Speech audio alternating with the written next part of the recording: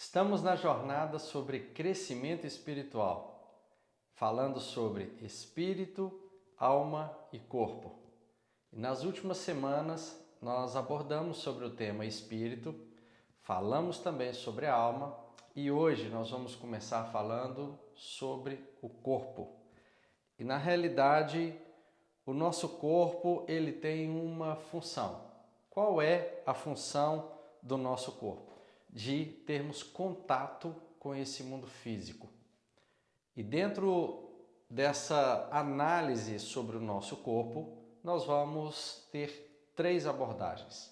E eu quero convidar a você a perceber cada uma dessas abordagens. Nós vamos falar sobre sensação, vamos falar sobre locomoção e sobre instinto. A primeira abordagem sobre o corpo são as nossas sensações. As sensações, elas estão representadas pelos 5 sentidos. Quais são os 5 sentidos?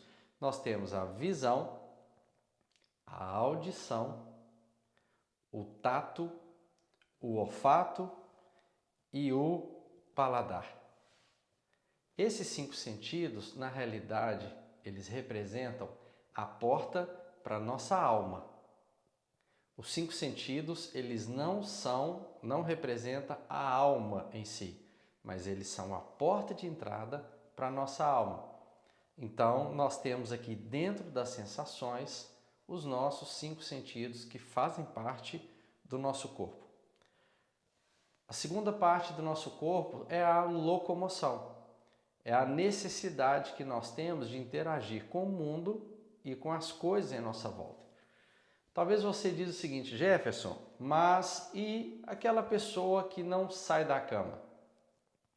Eu posso te dizer porque eu também passei por um período de meses sem poder sair da cama, sendo recuperado de um acidente que eu tive.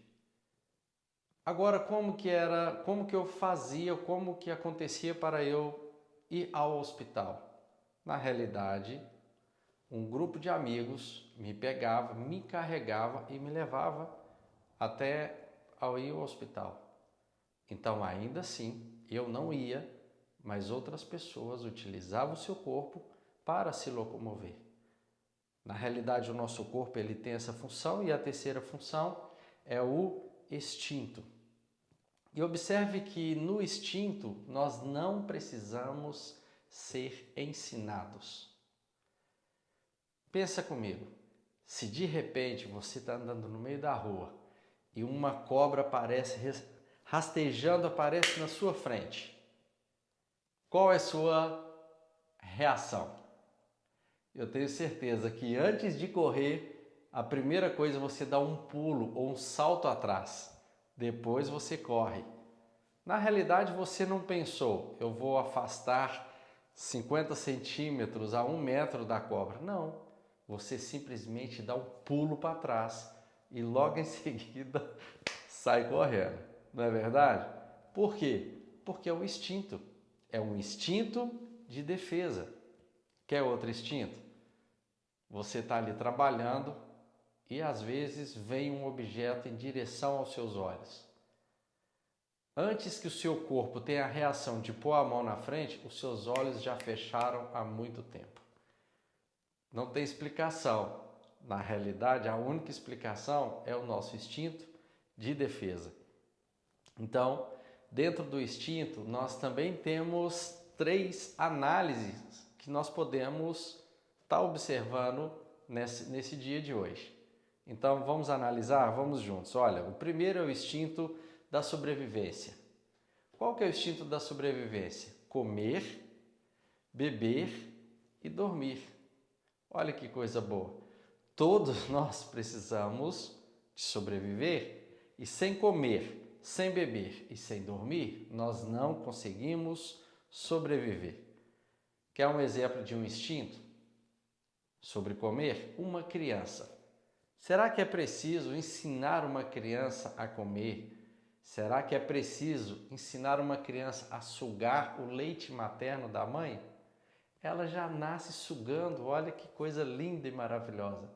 mas é o instinto dela de sobrevivência.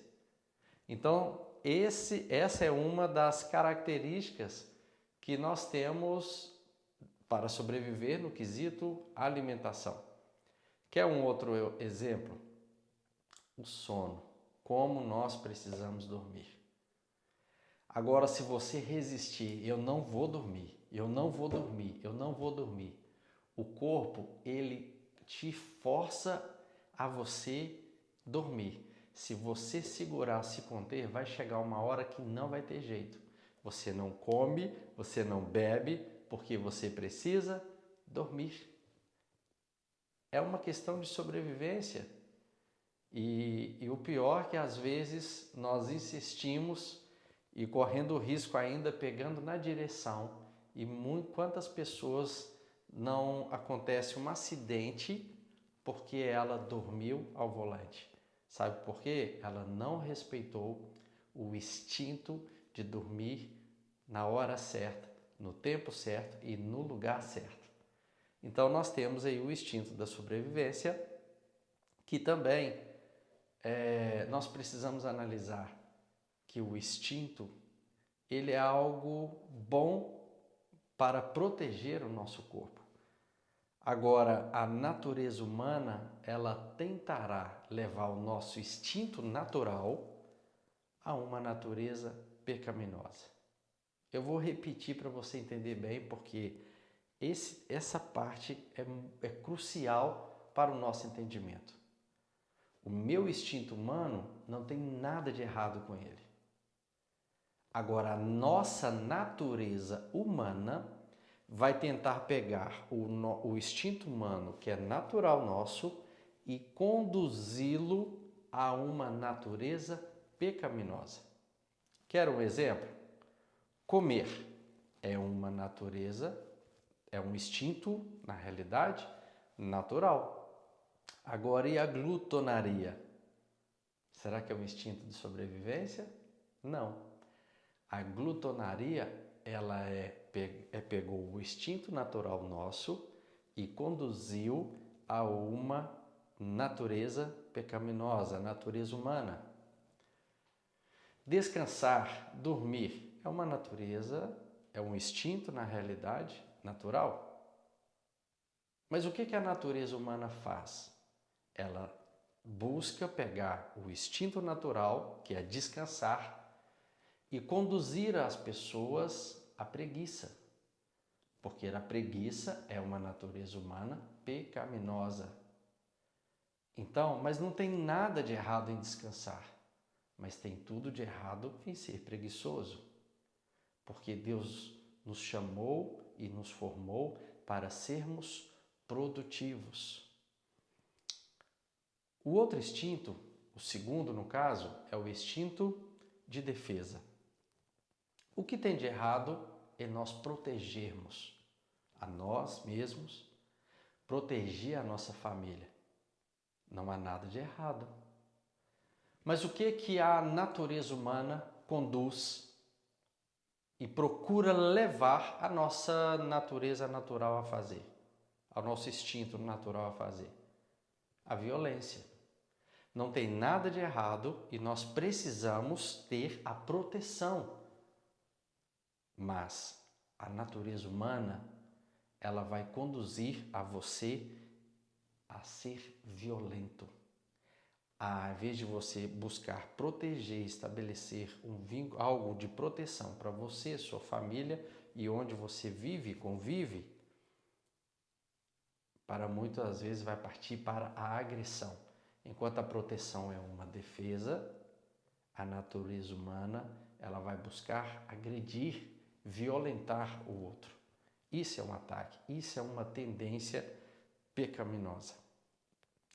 E a terceira e última parte do instinto é o instinto sexual. O instinto sexual não tem nada de errado. O sexo não é pecado. Na realidade, Deus estabeleceu o sexo de uma forma perfeita e harmônica. Mas Deus estabeleceu o sexo para o matrimônio. Mas o que a natureza humana leva? o instinto sexual, leva para a prostituição, que é o sexo fora ou antes do casamento, ou também leva para o sexo fora do casamento enquanto a pessoa está casada, que é o adultério. O instinto sexual leva para orgias, o instinto sexual pode levar para depravações, o instinto sexual ele pode levar para diversas formas ou diversos caminhos.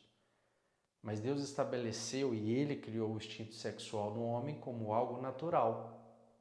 A questão é que nós precisamos entender e desfrutar desse maravilhoso instinto que Deus colocou em nós. Mas para o matrimônio, para dentro do matrimônio, que foi ali que o Senhor ordenou e Ele ordena a sua bênção. A maior alegria de Deus é ver os seus filhos felizes. A maior alegria de Deus é ver os seus filhos em aliança e em família. Esse é o propósito do Senhor para mim e para você. Quer que eu te diga? Vale a pena esperar. Jovens, vale a pena esperar para o matrimônio.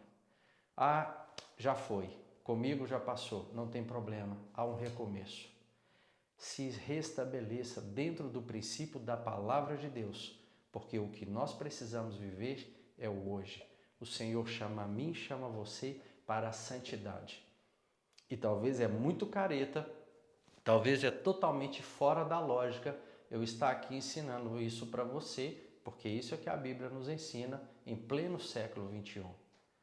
Pode passar século XXI, século XXII, pode passar todos os tempos, mas a palavra do Senhor, ela nunca irá passar.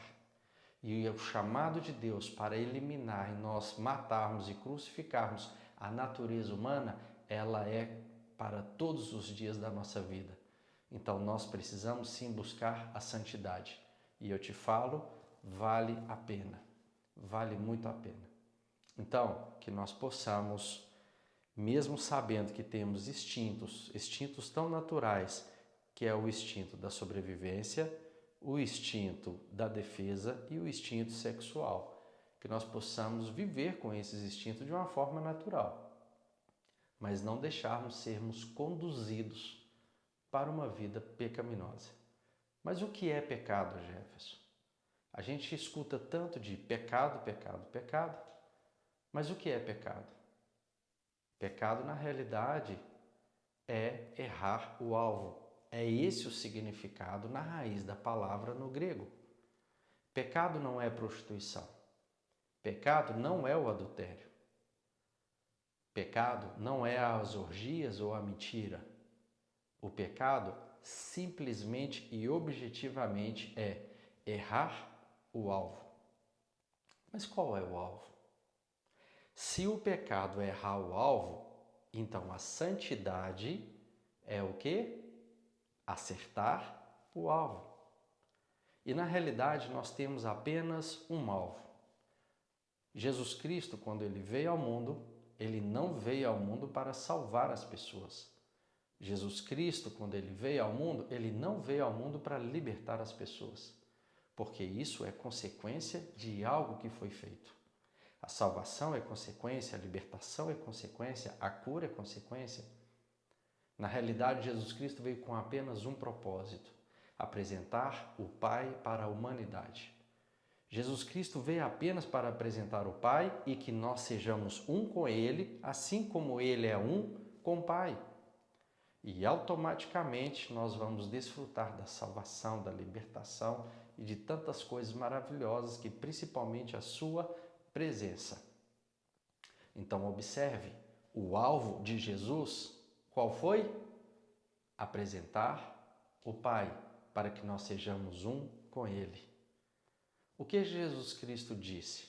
A minha comida e a minha bebida é fazer a vontade do meu Pai. Tudo que Jesus fez, tudo que Jesus promoveu, tudo que Jesus falou, foi para que o Pai fosse honrado, glorificado. Então esse sim é acertar o alvo. Tudo que não vai enaltecer e honrar o nome do nosso Deus Pai, tudo que não vai honrar o nome de Jesus Cristo e tudo que não vai honrar a presença do Espírito Santo é pecado. Independente do que for, talvez questões certas para a sociedade também vai ser pecado, porque pecado é errar o alvo e o nosso alvo, e o alvo que a Bíblia nos ensina, nada mais é do que honrar o Pai. Esse é o chamado para a santidade, para a minha vida e para a sua vida, e eu quero te chamar a não se conformar com este mundo, porque o livro de Romanos, capítulo 12, se eu não estiver errado, versículo 2, não vos conformeis com este mundo. Esse é o chamado de Deus para mim e para você. Não se conforme com ele. Seja você adulto, já maduro, e seja você um jovem, inserido totalmente aí nesse mundo, nessa filosofia desse mundo de hoje. Seja você na idade intermediária, não importa, não se conforme com este mundo. Nós temos um parâmetro, nós temos o alvo, que não é a religião. O nosso alvo não é religião, não é qualquer nome que você queira dar. O nosso alvo apenas é mirar o nosso Deus, para que Ele seja honrado, glorificado. Esse é o nosso objetivo e precisa ser o nosso objetivo de vida, não só em vivermos isso, mas o que Jesus fez, levou as pessoas a conhecer o Pai. E esse é o meu chamado, e esse é o seu chamado, para que nós venhamos viver e demonstrar o amor do Pai para as pessoas, para que elas venham conhecer o Deus Pai verdadeiro. Mas talvez você diga o seguinte: ô Jefferson, mas Deus do Antigo Testamento é diferente do Deus do Novo Testamento. E eu já ensinei isso aqui, nos domingos pela manhã, que na realidade o Deus do Antigo Testamento, ele é o mesmo Deus do Novo Testamento. A questão é que nós não somos os mesmos. Quero te perguntar uma coisa. Como que você trata uma criança? Como que a criança vê o pai ou vê a mãe? Às vezes ela vê como bravo, não é assim? Porque se a gente fizer uma coisa errada, nós vamos ficar de castigo. Nós vamos para a cadeirinha do pensamento.